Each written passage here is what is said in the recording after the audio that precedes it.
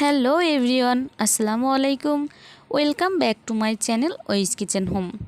আবারও আরেকটি রেসিপি নিয়ে চলে আসলাম আপনাদের মাঝে। আজকে তৈরি করে দেখাবো ছোলা রান্না।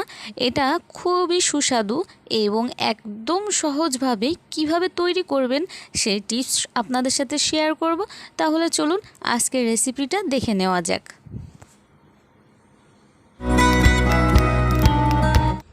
300 গ্রাম ছোলা নিয়ে নিচ্ছি, পানিতে 5 থেকে 6 ঘন্টা ভিজিয়ে এটাকে সেদ্ধ করে নিয়েছি। এখন যে মশলাগুলো নিয়ে নিচ্ছি 2 চা চামচ শুকনো মরিচের গুঁড়ো, হাফ চামচ গোলমরিচ এবং 1 চামচ করে জিরের গুঁড়ো, ধনিয়ার গুঁড়ো, আর নিয়ে নিচ্ছি হাফ কাপ পরিমাণ টমেটো পেস্ট, হাফ টেবিল চামচ আদা, 1.5 টেবিল চামচ পেঁয়াজ বাটা এবং 1 টেবিল চামচ রসুন বাটা, আর নিয়েছি ম্যাশ করে আলু নিয়েছি এখানে 1 কাপ পরিমাণ। চুলায় একটি কড়াই তুলে এর ভিতরে তেল দিয়ে নিচ্ছি এবং একে একে মশলাগুলো দিয়ে নিচ্ছি। প্রথমে পেঁয়াজ, রসুন, আদাটাকে তেলের সাথে একটু হালকা ভেজে নেব।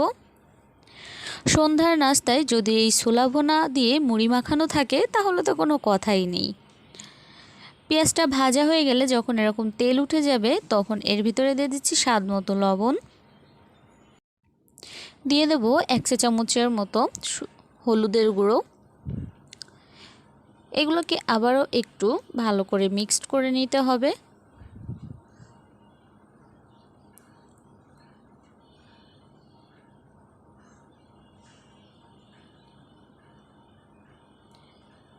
এখন এর ভিতরে যে শুকনো মশলাগুলো আমি দেখিয়েছিলাম সেইগুলো দিয়ে দিচ্ছি। এইগুলোকে আমি তেলের সাথে একটু ভেজে নেব। এইভাবে ছোলা রান্না করলে খুবই অল্প সময়ের মধ্যে ছোলা রান্না তৈরি হয়ে যাবে। মশলাগুলো ভালো করে ভাজা হয়ে গেলে টমেটো পেস্ট দিয়ে দিচ্ছি।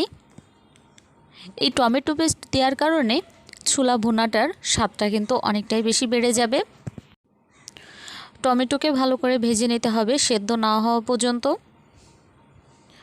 এখানে একটি কথা বলে রাখি, চাইলে এখানে গোটা মশলাও ব্যবহার করতে পারেন বা গরম মশলাটাও এখানে ব্যবহার করতে পারেন। আমি এই দুইটার একটাও এখানে ব্যবহার করছি না। টমেটো ভাজা হয়ে গেছে কিনা বোঝার উপায়, যখন তেল ছেড়ে দেবে তখন বুঝতে হবে যে টমেটো ভাজা হয়ে গেছে। এখানে সামান্য পরিমাণ পানি অ্যাড করে দিচ্ছি। পানি দেওয়ার কারণ হচ্ছে এর ভিতরে আমি ম্যাশ করা আলু দেব এবং মশলার ভিতরে আলুটা দিলে এতে করে ছোলাটার খুব ভালো করে মিশে যাবে। এজন্য এই পানি দিয়ে এর ভিতরে আলুটা আমি দিয়ে দিচ্ছি।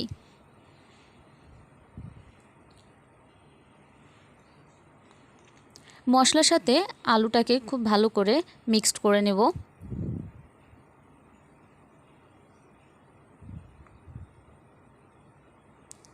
ভালো করে মিক্সড করা হয়ে গেছে। এখন এর ভিতরে ছোলাগুলো আমি দিয়ে দিচ্ছি।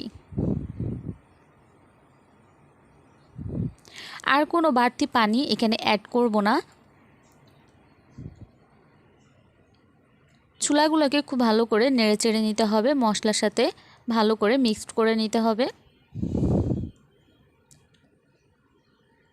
রান্নাটা কিন্তু প্রায় হয়ে এসেছে।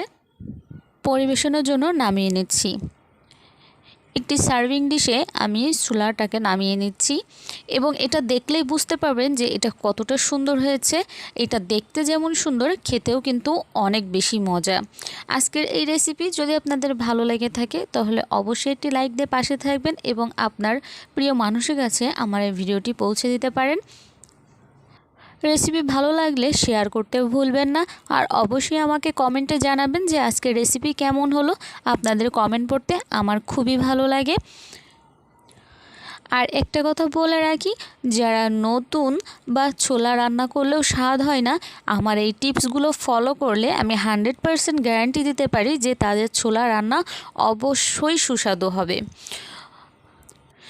আজকের রেসিপি এখানেই শেষ করছি। নিমন্ত্রণ রইল পরবর্তী কোনো পর্ব দেখার জন্য। ততক্ষণে সবাই সুস্থ থাকবেন, ভালো থাকবেন এবং আমার জন্য সবাই দোয়া করবেন। সবাইকে আল্লাহ হাফেজ।